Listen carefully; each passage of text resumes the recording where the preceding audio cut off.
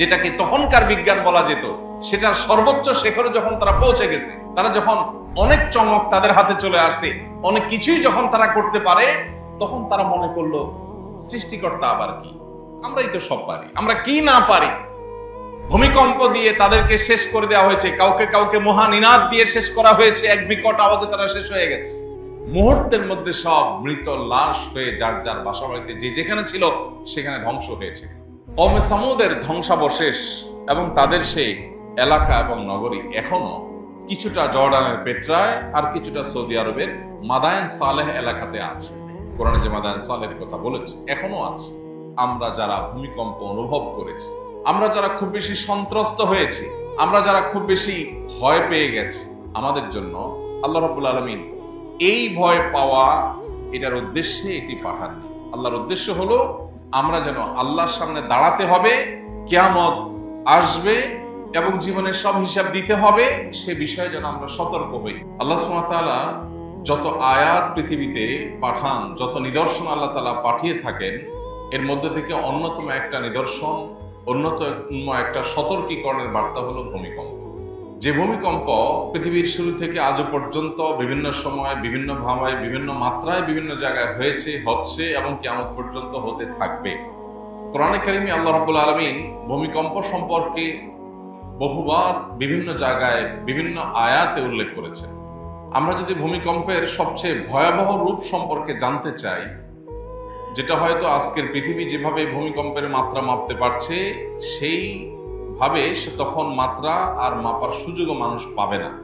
সেই ভয়াবহ ভূমিকম্পন সম্পর্কে আল্লাহ রাব্বুল আলামিন কোরআনে কারীমের শেষ পারার 30 নম্বর পারার বেশ কয়েকটা সূরাতে শুরু থেকে শেষ পর্যন্ত আলোকপাত করেছেন। কোরআনে কারীমের একটা সূরাই আছে, সূরার নাম হলো সূরা জিলজাল। আমরা যেটাকে ইদা জুলজিলাতিল আরদু জিলজালাহা প্রথম আয়াত হিসাবে জানি, এই সূরার নাম হলো সূরা জিলজাল। জিলজাল শব্দের অর্থই কি? ভূমিকম্প। কোরআন এমন এক মহাগ্রন্থ, আমাদের জীবনের যে কোনো পরিবেশে, যে কোনো পরিস্থিতিতে, যে কোনো সংকটে, যে কোনো সমস্যায় আমরা কোরআনে সেই সমস্যা থেকে উত্তরণের বা সেই সমস্যার যোগসূত্র, মূল সূত্র বা সেই সমস্যা সংক্রান্ত আল্লাহর নির্দেশনা আমরা কোরআনে খুঁজে পাবোই পাবো। আল্লাহ সেজন্য বলেছেন, মা মিন রাতবিন ওয়ালা ইয়াবিসিন ইল্লা ফি কিতাবিম মুবিন। কোনো শুষ্ক, কোনো আর্দ্র এমন কিছু নাই যেটা এই সুস্পষ্ট কিতাবে নাই। কোরআনের যে সমস্ত অলৌকিকত্ব আছে, কোরআনের যে সমস্ত আশ্চর্য দিক আছে, যেগুলো কোনো মানুষের দ্বারা সম্ভব না, তন্মধ্য থেকে একটা হলো যে এই খুবই সীমিত আকারের এই মহাগ্রন্থ, মর্যাদায় মহা হলেও আকারে অনেক বড় নয়, এই সীমিত আকারের একটা আল্লাহর কিতাব, যেখানে আয়াত এবং পৃষ্ঠা সংখ্যা খুবই সীমিত, অথচ এখানে মানব জীবনের এমন কোনো বিষয় নাই যে বিষয় সম্পর্কে আল্লাহ রাব্বুল আলামিন আলোকপাত করেন। আমরা যখন কোনো বিষয় নিয়ে আলোচনা করি, গবেষণা করি, বই লিখি, তখন একটা ছোট ছোট ক্ষুদ্র ক্ষুদ্র কোনো বিষয়ের উপরে বই লিখতে গেলে লেখকের যে বরাদ্দ সেটা শেষ হয়ে যায়, কিন্তু লেখা শেষ হয় না। 200-500 পৃষ্ঠা লেখার পরও লেখক বলতে হয় যে এ বিষয়ে আরো বিস্তারিত জানার জন্য পরবর্তীতে আরো কেউ ইনিশিয়েটিভ তাকে নিতে হবে, ইত্যাদি ইত্যাদি। কিন্তু আল্লাহ রাব্বুল আলামিন তার এই মহাগ্রন্থ কোরআনে কারীমে সবকিছুর আলোকপাত করেছে। আমরা চিন্তা করতে পারি যে আমরা যে ভূমিকম্প অনুভব করেছি, আল্লাহ রাব্বুল আলামিন কোরআনে কারীমে যে সমস্ত সূরা নাজিল করেছেন, এর মধ্যে একটা সূরার নামই হলো কি? জিলজাল বা ভূমিকম্প। এবং সেখানে ভূমিকম্পের যে ভয়াবহ রূপ সর্বোচ্চ মাত্রায় আসবে, সেটার ধরন কি হবে, ধাঁচ কি হবে, ভয়াবহতা কি হবে, আল্লাহ তাআলা সে সম্পর্কে বলেছেন, ইদা জুলজিলাতিল আরদু জিলজালাহা। সেই ভূমিকম্পনটা শুধুমাত্র এই বিল্ডিং ভেঙে পড়ার মতো ভূমিকম্পন হবে না। আল্লাহ পরের আয়াতে বলেছেন, ওয়া আখরাজাতিল আরদু আসকালাহা। সেই ভূমিকম্পন শুধুমাত্র বিল্ডিং ফেটে পড়বে না, মাটি ফেটে মাটির ভেতরকার লাশ উপরে উঠবে। মাটির নিচে আরো যে সমস্ত সৃষ্টি আল্লাহর আছে, দাফন করা আছে, তার সবকিছু প্রকাশিত হয়ে যাবে। অর্থাৎ ভয়াবহতা কি হবে যে শুধুমাত্র বিল্ডিং এ ফাটল ধরবে না, শুধু ভবন ভেঙে পড়বে না, স্বয়ং মাটি ভেঙে চচ্চির হয়ে যাবে এবং ভেতরের সবকিছু প্রকাশিত হবে। কোরআনে কারীমে আল্লাহ রাব্বুল আলামিন সেই দিনের ভয়াবহতা সম্পর্কে ঘুরে ফিরে বারবার আলোকপাত করেছে। আমরা ভুলে যাই। মানুষ ভুলে যাওয়া জাতি, সৃষ্টিগতভাবেই আমাদের সে দুর্বলতা আছে, আমরা ভুলে যাই। আরবিতে ইনসান যে শব্দের অর্থ মানুষ, সে শব্দটির মূল ধাতু নিসিয়ান। অনেক গবেষকদের মত নিসিয়ান থেকে ইনসান, ভুলে যাই, সেজন্যই আমরা মানুষ। আর আল্লাহ রাব্বুল আলামিন সেজন্যই কোরআনে কারিমে বারবার করে বলেছেন, তিনি নবী রাসূলদেরকে পাঠিয়েছেন মুবাশশিরিন মুনযিরিন। তারা আমাদের ওই ভুলে যাওয়া বিষয়গুলোকে বারবার স্মরণ করিয়ে দেন, সতর্ক করেন, কখনো সুসংবাদ দেন, কখনো আমাদেরকে ভীতি প্রদর্শন করেন। মোহতারাম হাজিরিন, দুনিয়ার চাকচিক্যের মধ্যে ডুবে গিয়ে, বস্তুবাদের মধ্যে আমরা নিমজ্জিত হয়ে, আমরা আমাদের আসল পরিচয় আল্লাহ রাব্বুল আলামিনের প্রতি ঈমান, আখিরাতের কথা, আল্লাহর সামনে দাঁড়াবার কথা, এসব বিষয়গুলোকে আমরা ভুলে যাই। আল্লাহ সুবহানাহু ওয়া তাআলা মাঝে মধ্যে আমাদেরকে স্মরণ করিয়ে দেন। আজকের ভূমিকম্পের বহু শিক্ষা আছে, বহু গবেষণা করবার মতো সুযোগ এখানে আছে। সবচেয়ে বড় যে বিষয়টি একজন আল্লাহর সৃষ্টি হিসেবে, মাখলুক হিসেবে আমাদের এখান থেকে গ্রহণ করবার আছে, সেটি হলো যে আমরা নিশ্চয়ই প্রত্যেকে যার যার মতো করে আমাদের প্ল্যান প্রোগ্রাম, আমাদের জাগতিক যে সমস্ত ব্যবস্থাপনা আছে সেগুলোর মধ্যে আমরা ডুবেছিলাম। আল্লাহর কাছে যেতে হবে, যে কোনো মুহূর্তে মরতে হবে, এটা ক্ষণিকের জন্য আমরা সবাই উপলব্ধি করার সুযোগ পেয়েছি। আজকে যে 5.5 মাত্রার ভূমিকম্প হলো, গণমাধ্যমগুলো বলছে বাংলাদেশের ইতিহাসে সবচেয়ে ভয়াবহ ভূমিকম্প এটি। এর চেয়ে ভয়াবহ ভূমিকম্প ইতিপূর্বে বাংলাদেশে আর হয়নি। আমি নিজে বিশেষ করে যে এলাকায় থাকি, একেবারেই বেলেমাটির এলাকা, বিভিন্ন পানি ভরা জায়গায় বালু দিয়ে ভরাট করা এলাকা, যার কারণে একটা জোরে ট্রাক গেলেও কাঁপে। সেখানে 5.5 মাত্রা ভূমিকম্প কতটা ভয়াবহ ছিল সেটা বলার অপেক্ষা রাখে না। সেখানে যদি এটি অন্যান্য দেশের মতো 7 মাত্রায় গিয়ে উপনীত হয়, তাহলে আমাদের পরিস্থিতি কি হতে পারত? আজকে যদি সেটি হতো, হয়তো আমরা এখানে যারা আছি আমরা অনেকেই এতক্ষণে আমাদের জীবনের হিসাবের মুখোমুখি হয়ে যেতাম। হয়তো আজকের সে সকালে ছিল আমাদের জীবনের শেষ সকাল। তো সেটা যে কাল হবে না, বা একটু পরেই হবে না, এখনই হবে না, তার কোনো গ্যারান্টি আছে? আল্লাহ সুবহানাহু ওয়া তাআলা কোরআন কারীমে বারবার সে বিষয়টি আমাদেরকে সতর্ক করেছে। আমাদের জীবনের এক মুহূর্তের কোনো কি নাই, গ্যারান্টি নাই। অতএব নবী সাল্লাল্লাহু আলাইহি ওয়াসাল্লাম বলেছেন, কুন ফিদ দুনিয়া কাআন্নাকা গারীবুন আও আবিরুস সাবিল। দুনিয়াতে এমন ভাবে থাকো যেন তুমি কোনো পথিক যেরকম তিনি তার গন্তব্যে যাচ্ছেন সেই কথা মাথায় রেখে সফরের এই ভ্রমণের সময়টাকে সে মনে করে খুবই সাময়িক, জাস্ট গন্তব্যে যাওয়ার মাধ্যম। অতএব তুমি দুনিয়াতে ঠিক সেভাবে বসবাস করো যেন পথিক বসবাস করে। অর্থাৎ এটাকে নিয়ে চূড়ান্ত কোনো প্ল্যান প্রোগ্রাম মনে হয় আর এখান থেকে আমার যেতে হবে না, চিরকাল মনে হয় আমি থেকে যাব, এই মানসিকতা যেন আমাদের মধ্যে না আসে। বারবার করে আল্লাহ তাআলা সতর্ক করেছে। আল্লাহ রাব্বুল আলামিনের এই সমস্ত সৃষ্টিগুলো আমাদেরকে সচেতন করে। নবী করিম সাল্লাল্লাহু আলাইহি সাল্লামের সময় এরকম কোনো ভয় ভীতিকর কোনো পরিবেশ পরিস্থিতি তৈরি হলে তিনি মসজিদে চলে আসতেন, তিনি সাহাবীদের সতর্ক করতেন, তিনি তওবা করার জন্য আহ্বান করতেন, আল্লাহর দিকে সমর্পণ করবার জন্য, নিজেদেরকে সমর্পিত করবার জন্য তিনি আহ্বান করতেন। আমার অতএব এ ধরনের পরিস্থিতিগুলো আমাদেরকে বারবার সাবধান করে, সতর্ক করে। আমরা কতটা সাবধানতা গ্রহণ করছি, কতটা সতর্ক হচ্ছি, সেটা হলো সবচেয়ে বড় বিষয়। আল্লাহ রাব্বুল আলামিন এগুলো থেকে আমাদেরকে শিক্ষা গ্রহণ করবার তৌফিক দান করুন। আজ বস্তুবাদী পৃথিবীতে প্রত্যেকটা বিষয় আমরা বৈজ্ঞানিক গবেষণার চোখেই শুধু দেখি। প্রত্যেকটা ঘটনা, প্রতিটা দুর্ঘটনা, প্রতিটি প্রাকৃতিক দুর্যোগ, এগুলোর পেছনে বৈজ্ঞানিক ব্যাখ্যা থাকতে পারে। বৈজ্ঞানিক ব্যাখ্যা থাকা খুবই স্বাভাবিক, কিন্তু বৈজ্ঞানিক ব্যাখ্যার ও পেছনের ব্যাখ্যা, যেমন নবী করিম সাল্লাল্লাহু আলাইহি সাল্লাম বলেছেন, কিয়ামতের নিকটবর্তী সময়ে পৃথিবীতে ভূমিকম্পের পরিমাণ বেড়ে যাবে। গত 1 বছরে শুধু বাংলাদেশে যে পরিমাণ ভূমিকম্প হয়েছে, সেটা বহু আগের হিসেব করলে এত ভূমিকম্প হয়নি। এখন দেখুন আস্তে আস্তে মাত্রা বাড়ছে। এখন না হয় আমরা নানা বৈজ্ঞানিক ব্যাখ্যা জানি বা আবিষ্কার করতে পারছি, গবেষকরা বের করছেন যে এই কারণে হচ্ছে, এই কারণে বাড়ছে, কিন্তু 1500 বছর আগে যখন নবী সাল্লাল্লাহু আলাইহি সাল্লাম বলেছেন কিয়ামতের আগে পৃথিবীতে ভূমিকম্পের পরিমাণ বেড়ে যাবে, তার কাছে কি কোনো বৈজ্ঞানিক গবেষণার রিপোর্ট ছিল? কোনো বৈজ্ঞানিক ব্যাখ্যা তার হাতে কি ছিল? কিন্তু তথ্য তিনি দিয়েছেন। এবং সেই তথ্য আজ অক্ষরে অক্ষরে খেটে যাচ্ছে। এখান থেকে প্রমাণ হয় আল্লাহ যে কোরআনে বলেছেন, মা ইয়ানতিকু আনিল হাওয়া ইন হুয়া ইল্লা ওয়াহয়ুন ইউহা, তিনি কোনো কিছুই মুখ থেকে নিজে থেকে উচ্চারণ করেননি, যা বলেছেন তার সবকিছুই ওহী আল্লাহর পক্ষ থেকে তার কাছে এসেছে। কেন ভূমিকম্প হয় এর যে বৈজ্ঞানিক ব্যাখ্যা আছে, সেই ব্যাখ্যাগুলোকে আমরা পরিপূর্ণভাবে বিশ্বাস বা সঠিক ধরে রাখার পরেও একটি কথা থেকে যায়, এই কেনর পরের কেনটা কি? ঝড় জলোচ্ছ্বাস হয়েছে কেন? কারণ সমুদ্রের তলদেশে নিম্নচাপ তৈরি হয়েছে। তো নিম্নচাপটা সৃষ্টি কেন হলো? ওই কারণে হয়েছে। তো সেইটা কেন হলো? এভাবে কারণ খুঁজতে খুঁজতে গিয়ে একটা পর্যায়ে মানুষ বলতে বাধ্য যে এর পরের কারণ আর মানুষ জানে না। ঈমানদার জানে সব কিছু হয় মূলত কোন কারণে? আল্লাহ রাব্বুল আলামিনের হুকুম হয়, ফয়সালা হয়, সেজন্য আল্লাহর ফয়সালার আর কোনো কারণ প্রয়োজন হয় না। প্রিয় ভাইরা আমার, এই জন্য আল্লাহ রাব্বুল আলামিন আমাদেরকে বারবার করে সতর্ক করেছেন। কোরআনে কারীমে বারবার করে সতর্ক করা হয়েছে।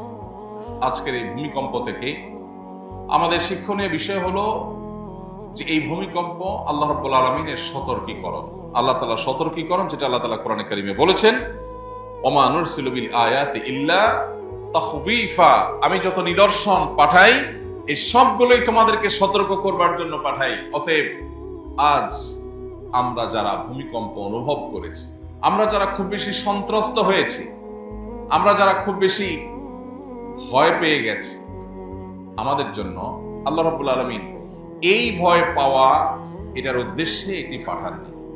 আল্লাহর উদ্দেশ্য হলো আমরা যেন আল্লাহর সামনে দাঁড়াতে হবে, কিয়ামত আসবে এবং জীবনের সব হিসাব দিতে হবে, সে বিষয়ে যেন আমরা সতর্ক হই, আমরা যেন প্রত্যেকটা মানুষ সাবধান হই। আল্লাহ আমাদের সবাইকে সেই তৌফিক দান করুন।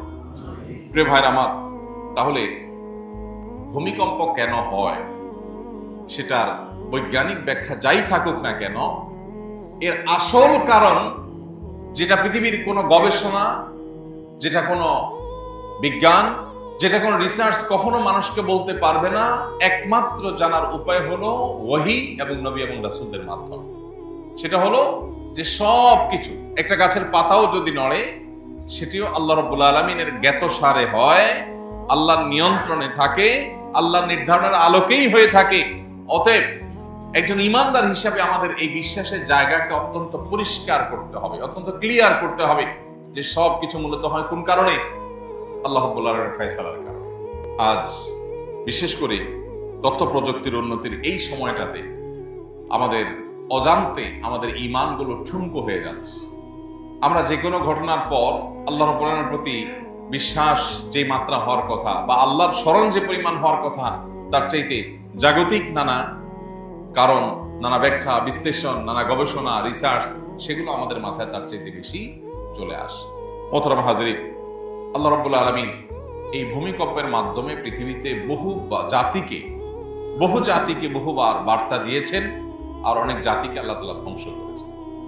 কোরআনে কারীমে আল্লাহ রাব্বুল আলামিন বলেছেন, আল্লাহ নবী সালেহ আলাইহিস সালামের জাতি যারা ছিল কওমে সামুদ, আরেক নবী ছিলেন শুআইব আলাইহিস সালাম, এই উভয় নবীর যে সম্প্রদায় ছিল তাদের সম্পর্কে আল্লাহ রাব্বুল আলামিন পরিষ্কারভাবে বলেছেন যে তাদের প্রতি আল্লাহ রাব্বুল আলামিন রাজফা পাঠিয়েছেন। আল্লাহ রাব্বুল আলামিন তাদের জন্য ভূমিকম্প পাঠিয়েছেন, ভূমিধস পাঠিয়েছেন। আল্লাহ বলেছেন, ফাআখাযাতহুমুর রাজফাতু ফাআসবাহু ফি দারিহিম জাসিমিন, তাদেরকে ভূমিধস আল্লাহর আযাব হিসাবে পেয়েছে, স্পর্শ করেছে, এবং তারা মুহূর্তের মধ্যে সব মৃত লাশ হয়ে যার যার বাসা বাড়িতে যে যেখানে ছিল সেখানে ধ্বংস হয়েছে। কওমে সামুদের ধ্বংসাবশেষ এবং তাদের সেই এলাকা এবং নগরী এখনো কিছুটা জর্ডানের পেট্রায় আর কিছুটা সৌদি আরবের মাদায়েন সালেহ এলাকাতে আছে। কোরআনে যে মাদায়েন সালেহের কথা বলেছে এখনো আছে। বিশেষ করে কওমে সালেহ এবং কওমে হুদ, হুদ আলাইহিস সালামের জাতি আর সালেহ আলাইহিস সালামের জাতি, এই কওমে সামুদ এবং আদ, হুদ আলাইহিস সালামের জাতিকে বলা হয় আদ, সালেহ আলাইহিস সালামের জাতির নাম হলো কওমে সামুদ। এই সামুদ এবং আদ জাতি, তাদের সম্পর্কে আল্লাহ তাআলা কোরআনে কারীমে বিভিন্ন জায়গায় আলোকপাত করেছেন। আল্লাহ বলেছেন, ইরামা যাতিল ইমাদ, আল্লাতী লাম ইউখলাক মিসলুহা ফিল বিলাদ, এদের মতো তাদের আগে পৃথিবীতে কোনো শক্তিশালী জাতি আর তৈরি হয়নি। কিরকম শক্তিশালী ছিল সেটা সৌদি আরবের মাদায়েনে সালেহ গেলে অথবা জর্ডানের পেট্রায় গেলে সচক্ষে এখনো দেখা যায়। কত হাজার বছর আগের ইতিহাস এর সঠিক পরিসংখ্যান বা পরিপূর্ণ সঠিক তথ্য কেউ দিতে পারে না।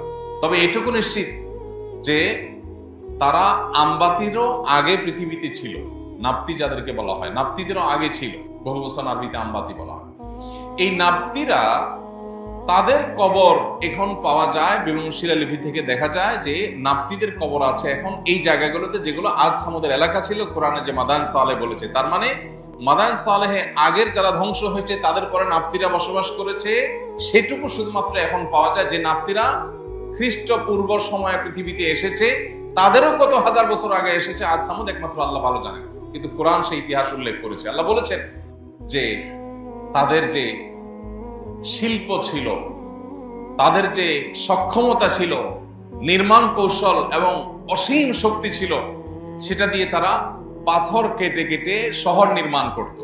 এখনকার মতো পাথর কাটার মেশিন তখন ছিল না, ক্রেন তখন ছিল না, কিন্তু তারা একটা পাহাড়, একটা বিশাল বড় এলাকা, সিটি, সেখানে অসংখ্য ঘর কেটে কেটে তারা তৈরি করেছে। কিভাবে পাথর কেটেছে? কোথায় ছিল সে আজকের মতো এরকম আধুনিক রেত অথবা আধুনিক করাত অথবা ক্রেন অথবা এরকম নির্মাণের অন্যান্য যে সমস্ত সামগ্রীগুলো আছে, কিছুই ছিল না। এত হাজার বছর আগে তারা বিশাল বড় বড় একটা পাহাড় কেটে একটা মূর্তি তৈরি করেছে, যে পাহাড়ের এক মাথা থেকে আরেক মাথা তাকাতে গেলে মাথার টুপি পড়ে যাবে, এরকম উপক্রম এখনো পর্যন্ত সেগুলো আছে। এবং এক একটা পাহাড় এক একটা মূর্তি দেখা যায়। সৌদি আরবেই কিন্তু মাদায়েন সালেহে এটা এখনো দেখা যায়, মদিনা থেকে মাত্র কয়েকশো কিলোমিটার। আল্লাহ রাব্বুল আলামিন কওমে আদ, কওমে সামুদের আলোচনা কোরআনে সবচেয়ে বেশি করেছে। যারা কোরআন পাঠ করেন তারা নিশ্চয়ই জানেন সবচেয়ে বেশি যে আলোচনা হয়েছে কোরআনে, যে জাতিদের আলোচনা, তারা ছিল কারা? নূহ আলাইহিস সালামের জাতির পাশাপাশি আদ এবং সামুদ জাতি, এদের আলোচনা কোরআনে সবচেয়ে বেশি হয়েছে, রিপিটেডলি হয়েছে, বারবার হয়েছে। কেন? কারণ এই সম্প্রদায় তারা যখন এমন ভাবে শক্তি সঞ্চয় করলো, তখনকার যুগের বিজ্ঞান বা তাদের আগের যে পৃথিবী ছিল, তাদের আগ পর্যন্ত পুরো পৃথিবীর ইতিহাসে তারা ছিল সবচেয়ে বিজ্ঞানে অগ্রসর, চমক দেখানোতে অগ্রসর, সবচেয়ে বড় অট্টালিকা তৈরি করতে পারে, সবচেয়ে বড় অলৌকিক ভবন তৈরি করতে পারে। এই সক্ষমতা তারা হাসিল করেছে। করার পর তারা সৃষ্টিকর্তাকে অস্বীকার করেছে। সৃষ্টিকর্তা আবার কি, আখেরাত আবার কি, দুনিয়াই তো সব। বিশাল বড় বড় পাথুরে এলাকা কেটে বিশাল বড় জনবসতি তৈরি করে ফেলছে। এবং এখনো বিশেষ করে মাদায়েন সালেহ আমি গিয়েছি, সেখানে তাদের যে পাহাড় কেটে ঘর বাড়ি তৈরি করেছে, অনেক ঘর আছে যেটার যে চৌকাঠ ছিল, দরজা, পুরোটা তো পাহাড়, জাস্ট কেটে ভেতরে সুড়ঙ্গ করে ঘর তৈরি করেছে।